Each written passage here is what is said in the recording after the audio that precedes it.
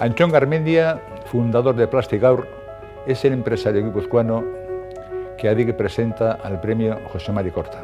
La persona y la trayectoria de Antxon Garmendia reflejan una manera de ser empresario que el premio José Mari Corta quiere reconocer y agradecer.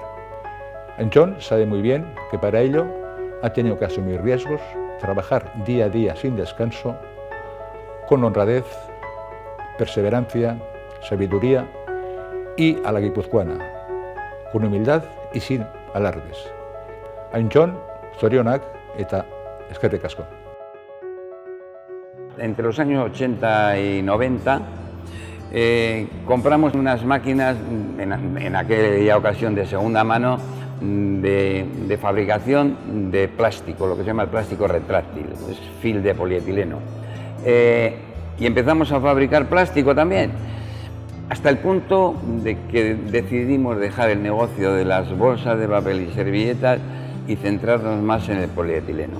Y así, en el año, creo que fue en el año 89, nos desplazamos a Andoain, a una nave de alrededor de 2.000 metros cuadrados, y allí se constituyó Plastigaur. Bueno, en el año 2004 damos el gran salto,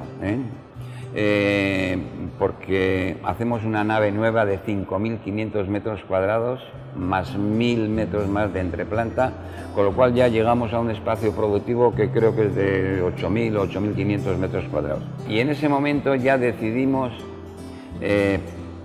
pasar los papeles a la segunda generación. Y ellos, con los estudios que tienen, pues han transformado esa fábrica en algo moderno, ¿no? Yo no tuve la suerte de conocer a José Mari Corta en persona, y he sabido de sus valores a través de la gente que le ha conocido, empresarios, amigos, ¿no? Y todos han coincidido pues, en esa persona, en la actitud que ha tomado en la vida, su dinamismo, su tolerancia. Entonces, que a ti te den un premio basándose en esos valores, pues ¿qué quieres que te diga yo? Pues algo maravilloso, algo puro agradecimiento.